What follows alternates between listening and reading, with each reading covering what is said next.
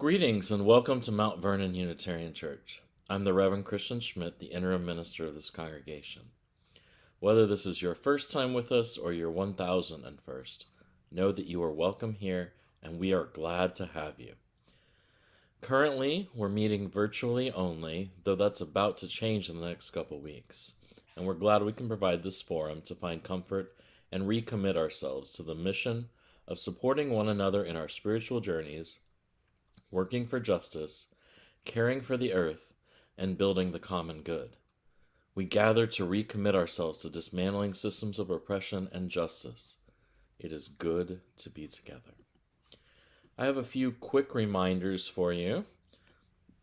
The first is that starting November 21st, so 2 weeks from today at 10 a.m., we are planning to return to in-person service, but also with this continued virtual component. You will need to sign up if you intend to come in person to that service, and information about that will be available very soon. Second, if you're looking for a chance to get together, today we're having an outdoors Vespers worship service at 4 p.m. on the terrace. We invite you all to attend. And third, a reminder that our caring team is always available to provide support to those in need, especially in times of crisis, whether that be medical or other types of issues. What they truly need from you is to know when you need them. You can always contact the church office, or you can look in our weekly emails in order to contact the caring team directly. Lastly, please continue to look to those emails and your phones and our website for continued updates about worship and other church happenings. I invite you now to take a deep breath with me as we enter into this time of worship.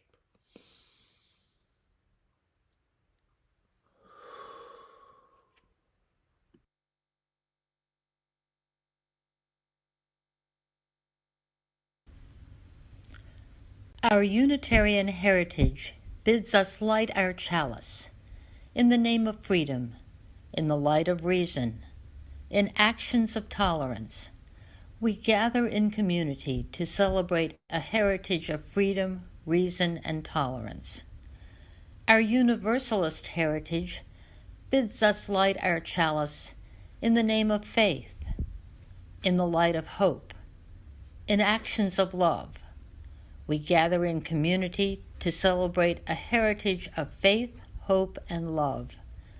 Let us bring this Unitarian Universalist heritage into our world and our lives today.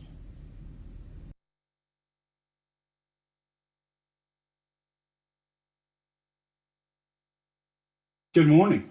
Would you turn in your gray hymnals, please, to number 145, 145, As Tranquil Streams.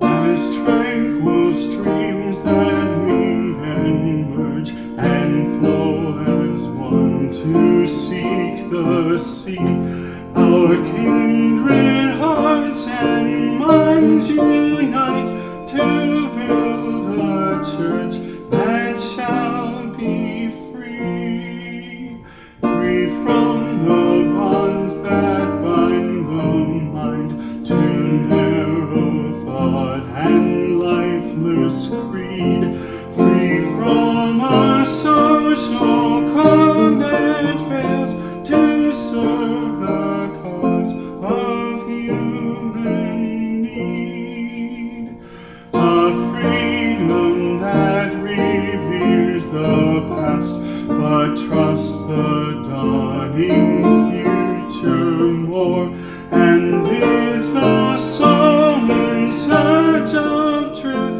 and ventures boldly and explore. Prophetic Church, the future waits your liberating ministry. Go forward in the power of love, proclaim the truth that makes us free.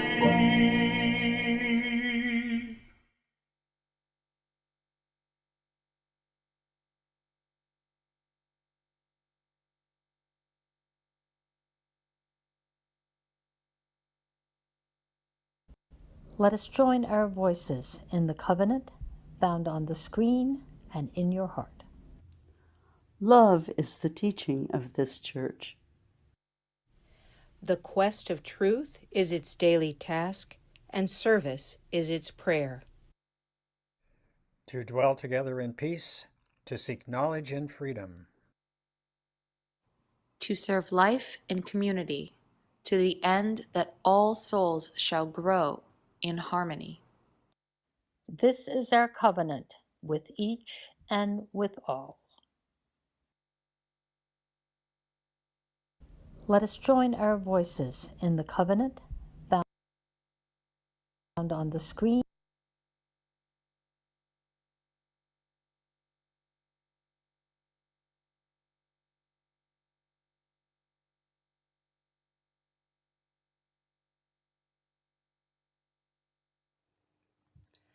Enemy Pie by Derek Munson, illustrated by Tara Callahan King. It should have been a perfect summer. My dad helped me build a tree house in our backyard. My sister was at camp for 3 whole weeks, and I was on the best baseball team in town. It should have been a perfect summer, but it wasn't. It was all good until Jeremy Ross moved into the neighborhood right next door to my best friend Stanley. I did not like Jeremy Ross. He laughed at me when he struck me out in a baseball game. He had a party on his trampoline and I wasn't even invited. But my best friend Stanley was. Jeremy Ross was the one and only person on my enemy list. I never even had an enemy list until he moved into the neighborhood. But as soon as he came along, I needed one. I hung it up in my treehouse where Jeremy Ross was not allowed to go. Dad understood stuff like enemies. He told me that when he was my age, he had enemies too. But he knew a way to get rid of them. I asked him to tell me how. Tell you how? I'll show you how, he said. And he pulled a really old recipe book off the kitchen shelf. Inside, there was a worn-out scrap of paper with faded writing. Dad held it up and squinted at it. Enemy pie, he said, satisfied.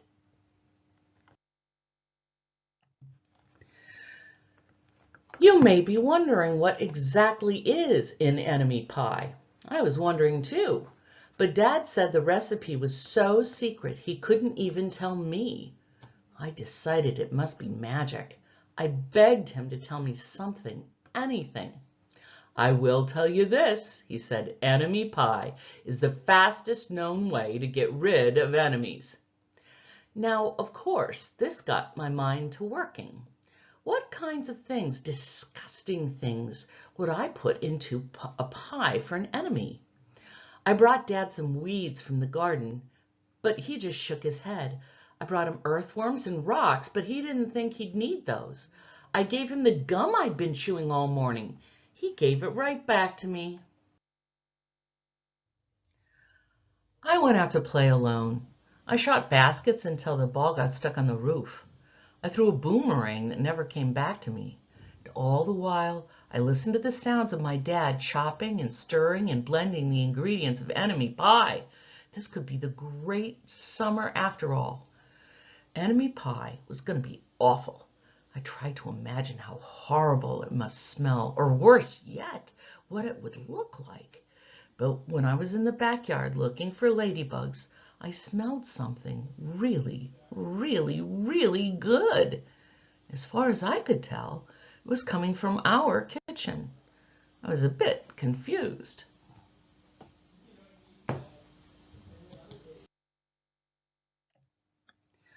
I went to ask Dad what was wrong. Enemy pie shouldn't smell this good. But Dad was smart. If enemy pie smelled bad, your enemy would never want it, he said. I could tell he'd made enemy pie before.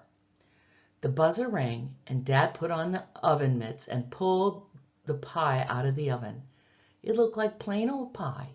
It looked good enough to eat. I was catching on.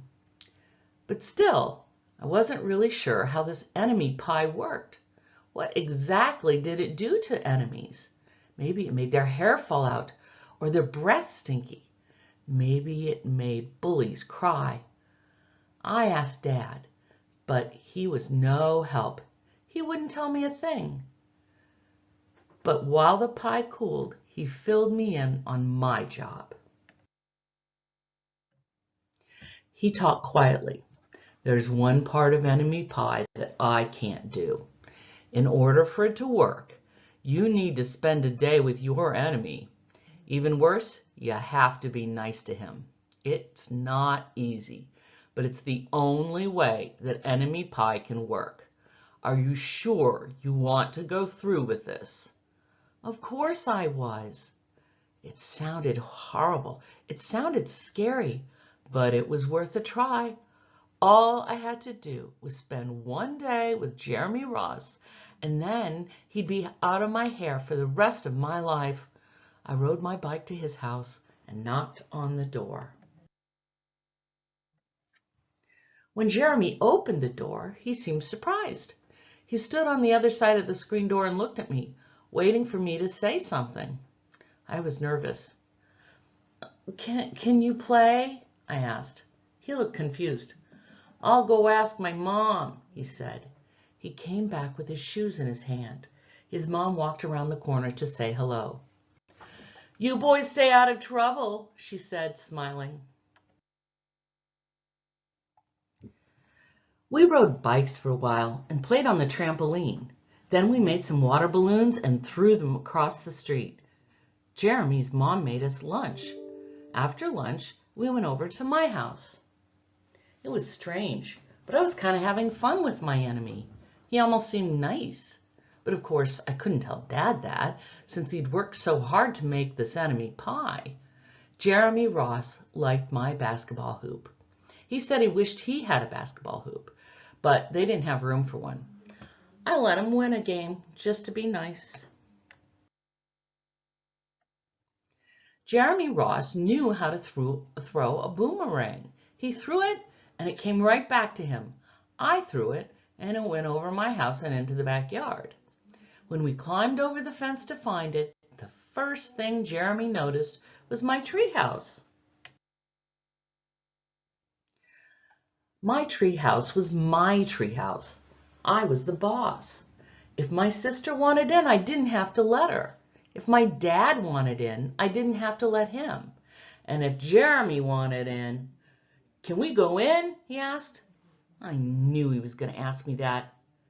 But he was the top person, the only person on my enemy list, and enemies aren't allowed in my treehouse. But he did teach me how to throw a boomerang, and he did have me over for lunch, and he did let me play on his trampoline. He wasn't being a very good enemy. Okay, I said, but hold off.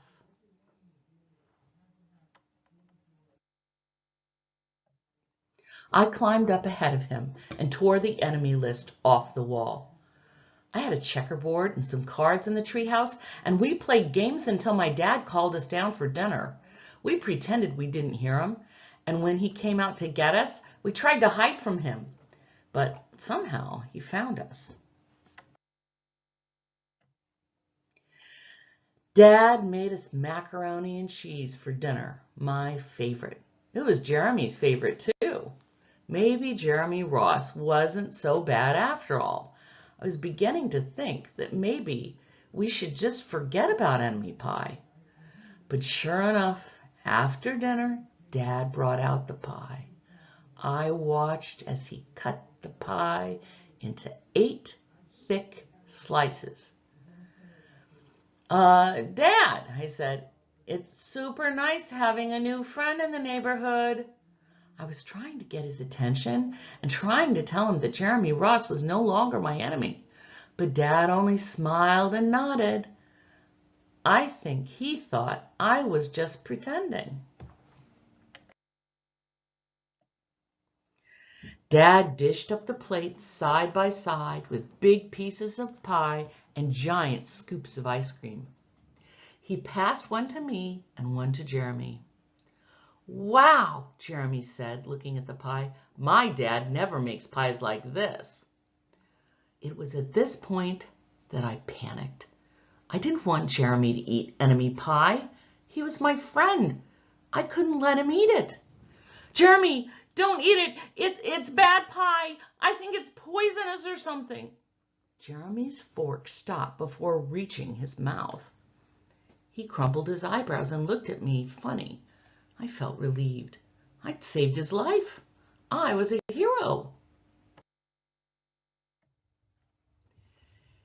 "If it's so bad," Jeremy asked, "then why is your dad already eaten half of his?" I turned to look at my dad. Sure enough, he was eating enemy pie. "Good stuff," he mumbled through a mouthful, and that was all he said. I sat there watching them eat enemy pie for a few seconds. Dad was laughing. Jeremy was happily eating, and neither of them was losing any hair. It seemed safe enough, so I took a tiny taste. Enemy pie was delicious. After that, Jeremy rode his bike home, but not before inviting me over to play on his trampoline in the morning. He said he'd teach me how to flip. As for enemy pie, I still don't know how to make it. I still wonder if enemies really do hate it, or if their hair falls out, or their breath turns bad. I don't know if I'll ever get an answer, because I just lost my best enemy.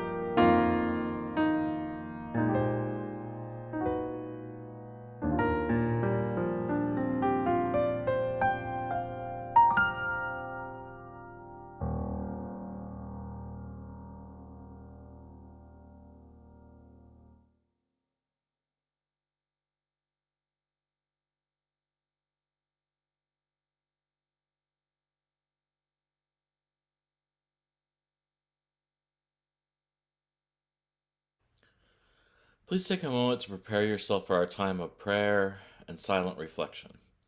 We'll begin with a few moments of silence, followed by a reflection by the Reverend Sarah Eileen Lawal. Please join me in the silence.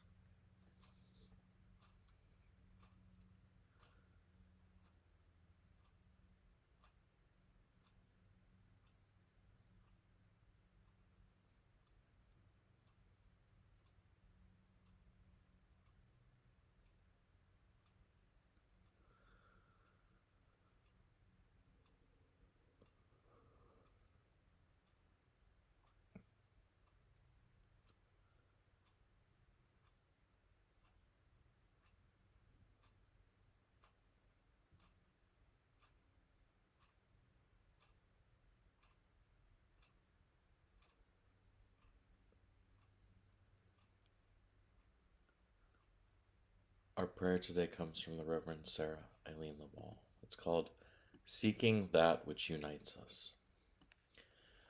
Spirit of life and love, in this time of uncertainty, of fear and angst, our nation holds its collective breath in this time when rhetoric blusters about and words are used as weapons.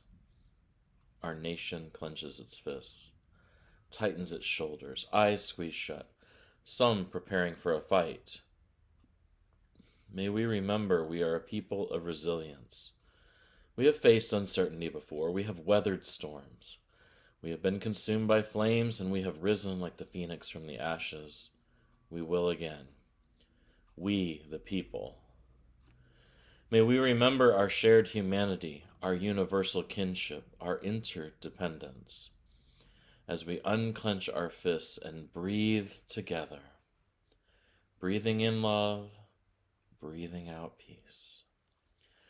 May we recognize the spark of the divine inside all of us, even those we're not quite sure about. In this time of uncertainty, we remember the good will go on as we work to move forward together. We, the people, seeking that which unites us, with our arms reaching out wide for life, liberty, and the pursuit of happiness. May love prevail.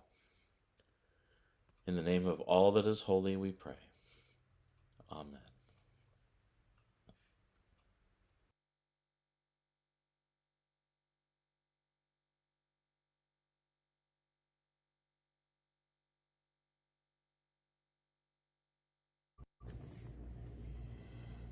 Spirit of life, come unto me, sing in my heart all the stirrings of compassion. Blow in the wind, rise in the sea, move in the hand, giving life the shape of justice.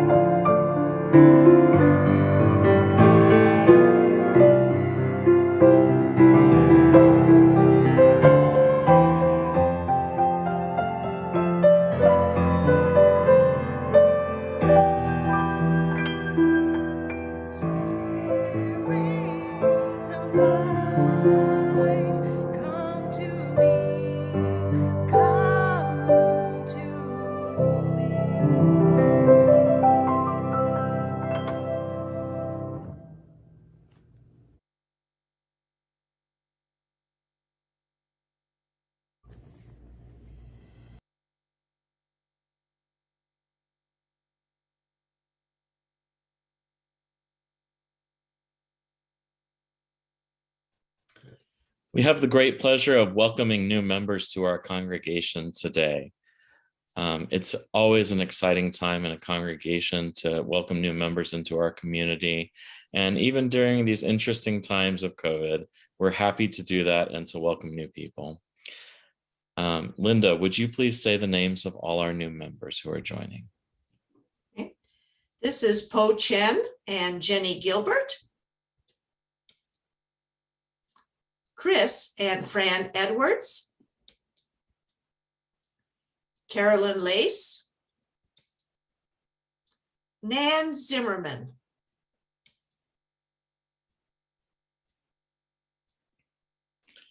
So today, Linda and Jim are representing the congregation in our responsive reading to welcome new members, and Jenny and Po are representing all of our new members, including themselves, in that portion. We'll begin the reading now. Have you, the members and friends of this congregation, prepared a place in this community and in your hearts to receive these people into fellowship? We have prepared a place for them. We receive them warmly and with great rejoicing. Then let us all welcome them by saying the following words together.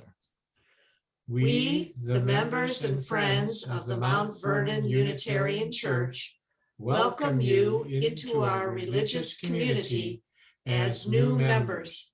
In the sharing of our lives together, we join our talents with yours, believing that together we can renew our spirits, grow as people, and find strength in helping others. We are glad you are among us.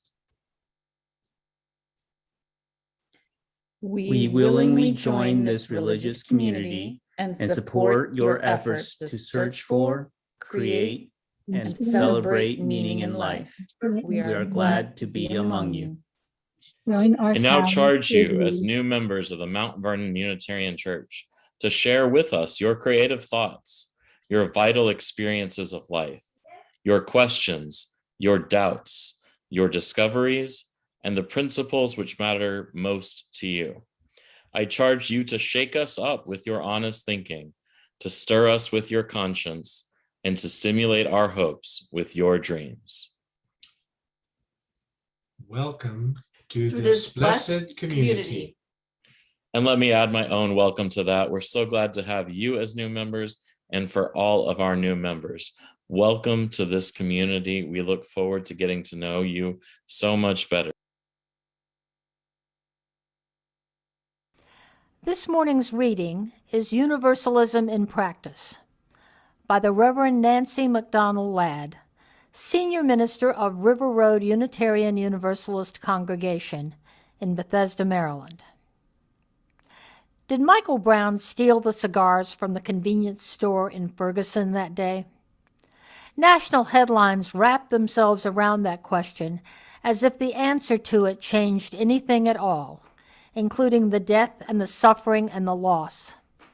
I thought then, and I think now, what the hell does it matter in this grand tragedy of national and international pain if the boy stole the cigars? Unitarian Universalists are the inheritors of a dual heretical tradition born from the radical branches of Protestant Christianity.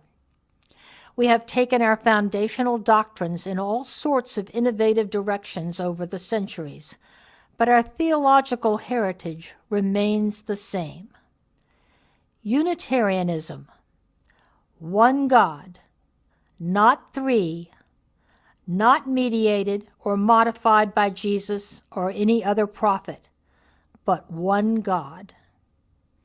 And Universalism, the unyielding belief that each and every person is endowed with an original blessing that calls them and claims them, regardless of circumstance or even of worthiness. Every single person inherently endowed with worth and dignity, original blessing for every single person with no categorical exclusions in the least. We are so far removed from the theological underpinnings of those founding days that it can be difficult to interpret our heritage. But if each and every one is endowed with inherent worth and dignity, then humankind cannot be categorized, and thus whole groups of humankind cannot be dismissed.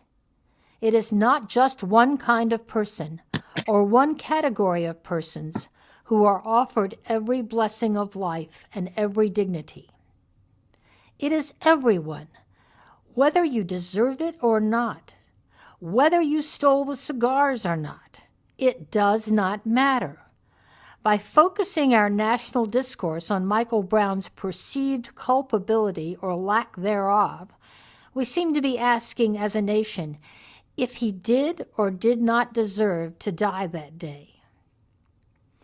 In this nation, we focus not only on whether or not Michael Brown was guilty, but whether or not he was the right kind of young black man. Was he the kind of young black man who deserved to walk free? Or was he the kind of young black man that ultimately got what he deserved? In a parallel mode, we ask if a young woman raped on her college campus was the right kind of young woman. Was she wearing fishnets and heels? Did she get drunk at the party? Did she lead him on, we ask, as if to determine once and for all into which category we can sort the beaten, the injured, the oppressed. Are you the right kind of woman? The right kind of immigrant? The right kind of American? The right kind of young black man? Because if you are not, our culture is ready to wash our hands of you. And that is an unstated but deeply lived doctrine of hell on earth. It runs contrary to every thread of the Universalism at our core, a tradition that calls us to universally, uncategorically, love the hell out of the world. You do not have to be a good enough young black man to not get shot on the street. You do not have to be the right kind of immigrant to deserve basic health care when you are dying. You do not have to be the right kind of girl to not be raped. You do not have to be good enough to deserve basic human rights. You do not have to earn safety. We are inherently enough. We do not have to prove it.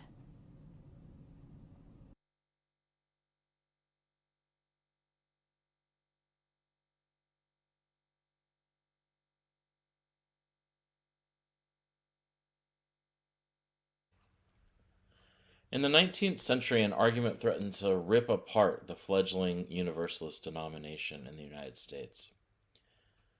It pitted members of the same family against one another, notably the Ballou family, sort of the first family of Universalism, many prominent ministers and leaders from that family. It divided congregations. It started arguments in the streets. So the argument was this, and let me give you a little background before I get into it. Universalists are called that because they believe in universal salvation. That is the idea that every person will be saved or reunited to God or enter heaven. The language varies, but the concept is basically the same. Now, this belief differentiated Universalists, especially a couple hundred years ago, from other U.S. Christians of that time, notably Calvinists, who felt that very few people would be saved, and that most would face eternal torment in hell. This is still a prominent idea in conservative Christian circles, you might note. So Universalists believe that God would save everyone.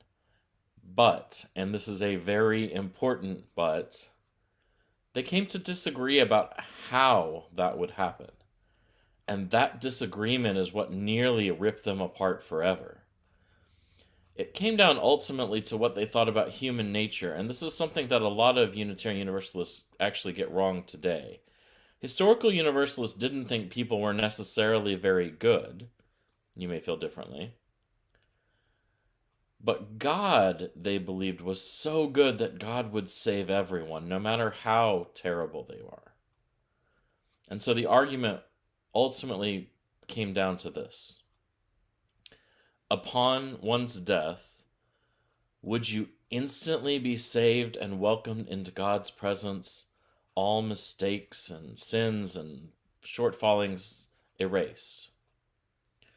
Or would it take some time and work after death to make up for those things? Something akin to the Catholic idea of purgatory, though they were not very keen on Catholics, so they wouldn't have gone along with that per se.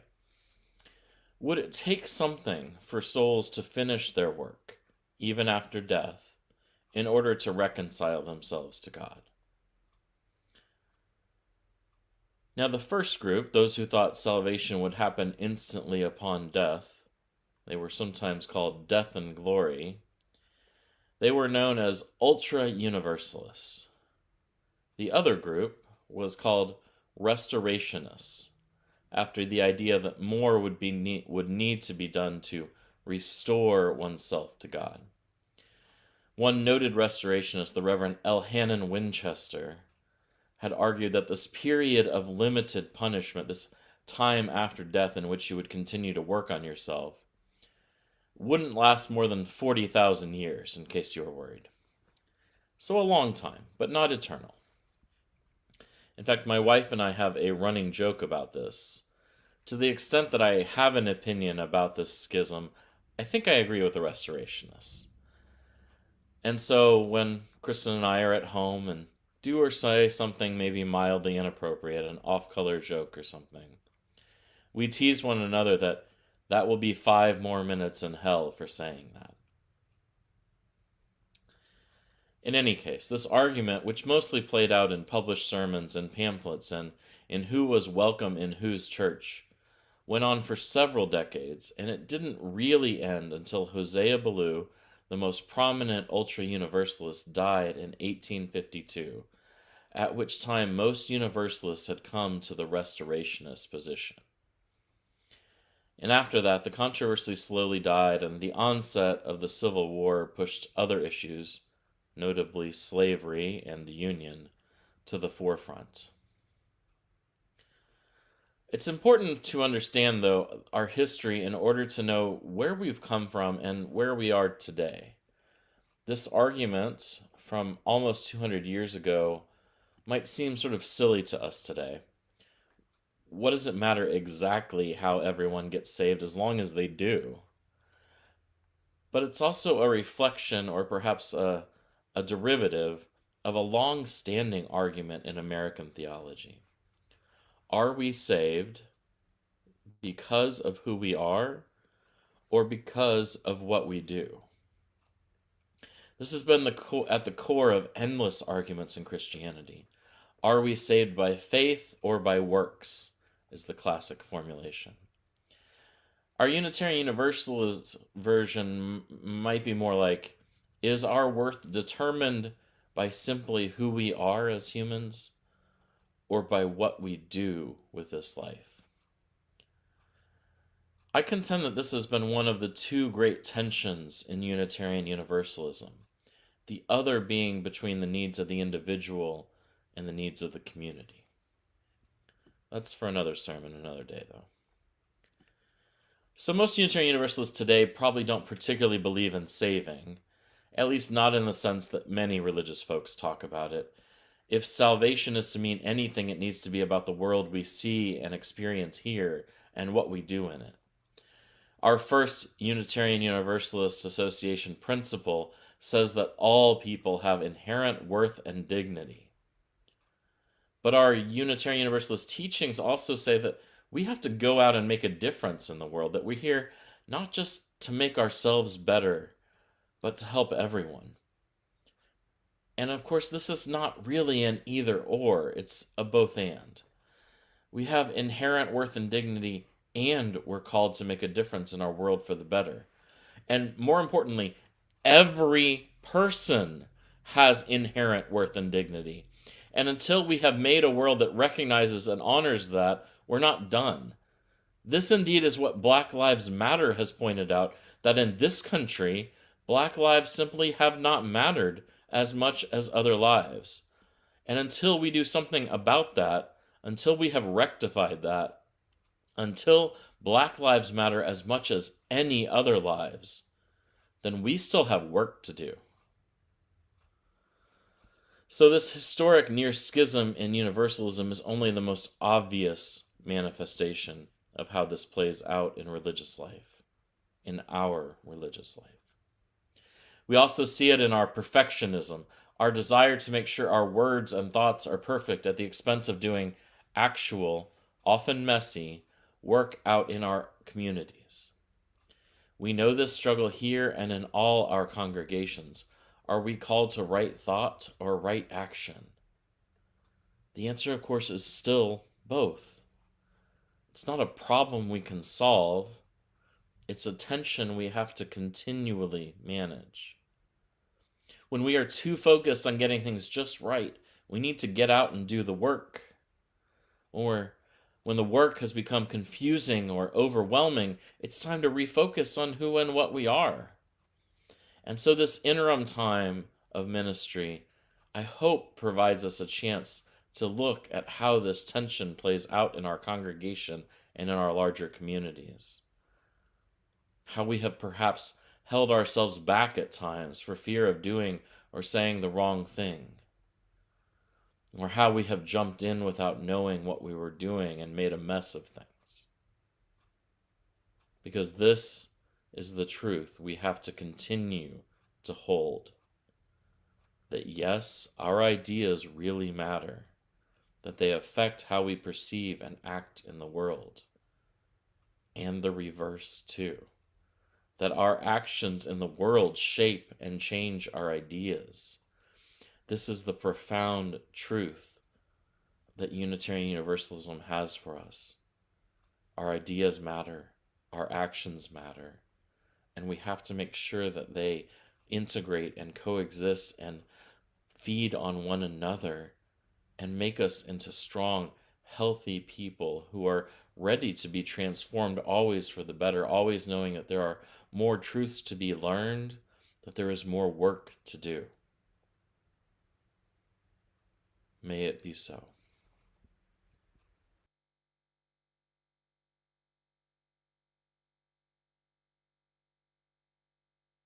Would you turn in your gray hymnals, please, to number 34, Though I May Speak with Bravest Fire.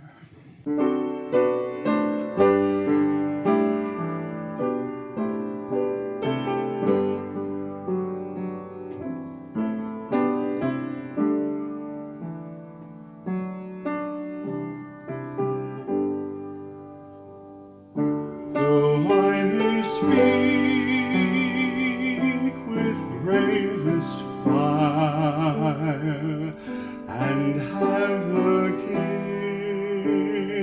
gift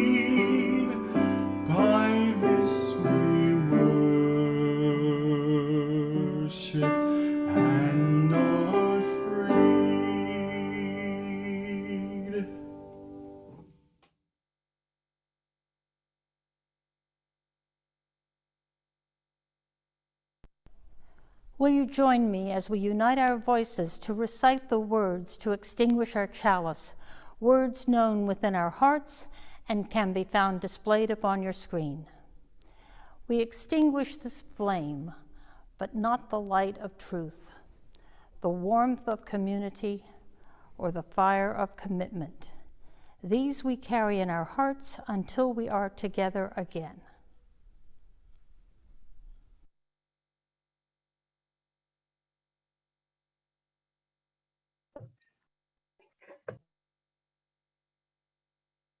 Friends, what can we learn from the past? That our ideas matter, yes. That how we live our lives matters, yes. And most of all, how we are with one another, how we are supporting justice, how we are lifting up all people. Our worship is ended, and our service begins. Friends,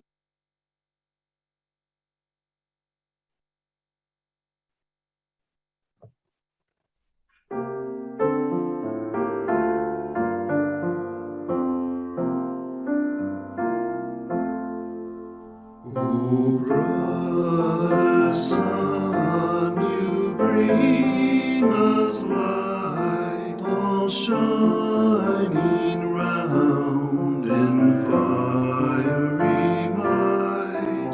O sister moon, you heal and bless, your beauty shines in tenderness.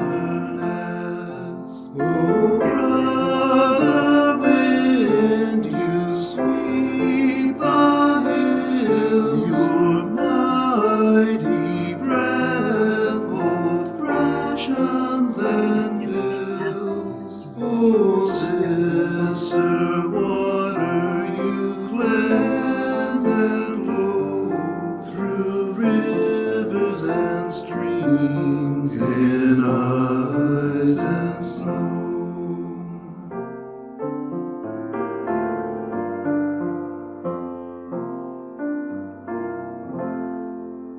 O brother fire, you warm our night with all your dancing colored light. O sister earth, you feed all things, all birds, all creatures, all scales and wings. O sister death, you meet us here and take us to our God so near. O God of life, we give you praise for all your creatures, for all your ways.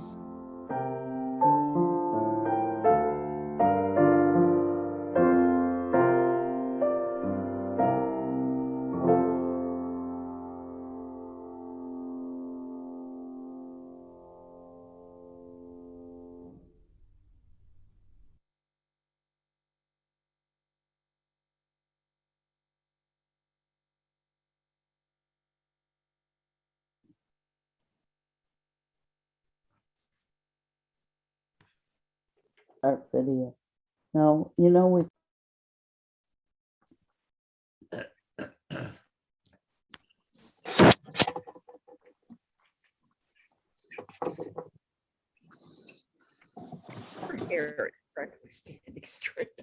We're going to have a presentation by Lynn Millett for a few minutes, and then we will have a social hour and a chance to talk to Reverend Schmidt or a chance to talk to Lynn in our breakout rooms. Morning, everyone. Can you hear me? Morning. Yeah, we can. Thanks. I think you need I to, do have. Lynn, you should make yourself speaker view, right? I'm actually going to share some slides. Okay. So I I wanted to share an update on our settled minister search process. And we will be sharing updates periodically going forward. But I thought that this Zoom environment might be a good way to just share some slides and give you all a little sense of how the planning is going and what's happening with that. So let's see. Let me know if you can see that. Yes, I can see it, Lynn. Great. All right, so to new visitors or new members who may not be aware, MVUC is going to be undertaking a new settled minister search starting next year. Right now, we are in a time of interim ministry. Let me see if I can move this. Can you all still see that or no? Yes. Yes. Okay. So interim ministry is a deliberate and intentional practice in many denominations, including ours. This is a quote from one of the UUA, a minister at the UUA Transitions Office, that this time between settled ministers gives us some breathing space during which a congregation can review its goals, assess its programs, consider the quality of its life in common, and tune up for a new era. There are 5 main tasks that most denominations outline as what we need to be doing during this time of interim ministry. This is one characterization of them, thinking about our history, who we are, who our new leadership will be, how we are connected with our denomination, and then getting ready for the next era of leadership. And you'll hear Christian, as he did today, talk about these things often, I believe, during his time with us, because he is trained as an interim minister and is going to help our congregation work through these. This is a whole congregation effort, and we're going to need to bring our best selves and good faith to this work. It is a real time for self-examination and institutional renewal. At the same time, we're going to need to hire a new settled minister. And there are some fairly extensive processes and practices recommended for how to go about doing this. And one of them is to appoint a search committee of members who will do the bulk of the work in finding candidates for our next settled minister.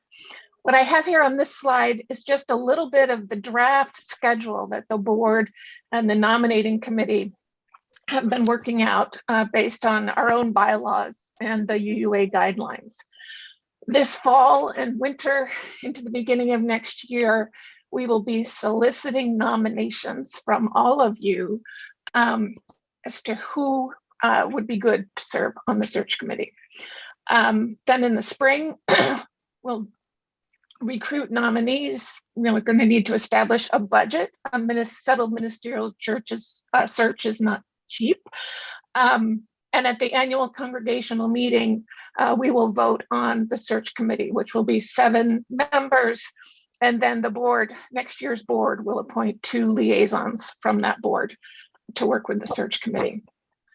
In June, that search committee will go on retreat, is the typical practice, and begin their work. They will be assigned a UUA coach, usually a senior UU minister who will work with them. They don't have to figure it all out on their own. And there are various other resources available from the denomination to help them do that work. In the fall, this would be fall of 2022, the search committee will probably do a congregational survey. That's the usual practice, to learn more about what the congregation's views are on what we need to do going forward and what we're looking for in a settled minister. They will prepare what's called the congregational record for the candidating ministers to take a look at. And there'll be interviews and all sorts of other activities. I didn't want to get into the details of what the search committee will be doing, but I did want to tell you a little bit about what we're going to be doing, we meaning the board and the nominating committee, as we start canvassing for suggestions. But first, these are the 7 steps that the UUA outlines for what's happening when you end a ministry and then move on to a new settled ministry. Step 1, we've done that, check box, all done. We're at step 2 as we prepare to begin this search. 3, 4, and 5 are primarily the work of the search committee. Your slides are not advancing. We're still on the very first slide. No way. All right, Yes, let me start again. Yeah. Okay. Thank you, thank you, thank you, thank you. Doesn't matter. I mean, probably can, you know. Oh, there you go. All right. All right. Oh, did you No, see this one? you lost it. Got to go back, Lynn. No. Which slide are you seeing right now? The interim ministry slide, the very first one is what we're seeing. Then there's the schedule, and I'll make these slides available, folks. Sorry about the confusion. Oh, there you go. Schedule. Yeah. Oh, Now you're on search committee. Yep. So we've done step 1. We're in the middle of step 2. And I wanted to talk to you a little bit about that. I also wanted to mention there's a link down here. If you are truly curious for a lot more detail, I recommend you take a look at the UUA settlement handbook. It is 100 pages or so of a lot of distilled wisdom. They update it every year. And they learn whatever they can from every round of UU minister search and have suggestions and recommended practices for us. Okay, so what's happening next? We are going to be, the board and the nominating committee are going to be conducting a broad canvass of all of you, asking for input, perspectives, and in particular suggestions of possible search committee members. So expect a call or someone to reach out to you in December or January timeframe. But if you have ideas and are enthusiastic about sharing them, don't wait. Feel free to reach out to any of us. We'll be collecting lots of information during this process. And I also want everyone to remember that the regular work of the church will continue. So in addition to search committee members, nominating committee is also going to need new board members, new program council, their various opportunities on the various committees. So be thinking about those things too, whether for yourself or for someone you might want to nominate or suggest. I'm going to read this slide because these are the questions that we will be asking you when we call you. And I think it would be good for all of us to start thinking about this right now. These questions are from that settlement handbook that I mentioned. And these are designed to help us get to a good, productive, and effective search committee for our next settled minister. So what are the good qualities needed for someone to serve on such a committee? Who in our congregation works well with others? Who can represent and serve the whole congregation well, including looking out for the needs of children, rather than just a piece or faction of the congregation? And who would have no particular axe to grind? Who knows or could learn the history and culture of the congregation, whether it's a member of longstanding or a relatively new person? Who can use this history proactively instead of reactively on our behalf? Who has been and or is active in the congregation and has demonstrated both responsible participation and responsible leadership? UUA says that after a high salary, which is a separate conversation, the most attractive quality a congregation can have is self-awareness. Awareness of our strengths and weaknesses. What are we like at our best, at our worst, as well as on a typical day? And who in the congregation will be able to know and relate all of this to potential candidates? And the ultimate question that I invite you all to start thinking about and then share with the board and nominating committee when we start canvassing is, who would you trust to serve on the search committee on behalf of the whole congregation? So for more information, there's a settlement handbook, there's the transitional ministry handbook, The board holds office hours 1 to 3 times a month. You should check the Wednesday newsletter for times. The next one is going to be Saturday, November 13th on Zoom at 9 a.m. You can always reach out to board members, the nominating committee, Reverend Christian. I think Linda's going to put me in breakout room 2 today. And I think Yes, might you're be all I going to be had. in room 2, and anyone who wants to be there with you, Lynn, I'll put them there. Okay, so, and I will make these slides available. I'll put a link on the website or something soon, and include that in the newsletter upcoming too. Can I answer any quick questions now before breakout rooms, or do you want me to just head off to the breakout room, Linda? That was great. Thank you. Good Thank you, Catherine. This Thank is you. Bonnie. Do you have any idea what the budget's going to be for this? I mean, how much it's going to cost? I have seen numbers like around $10,000.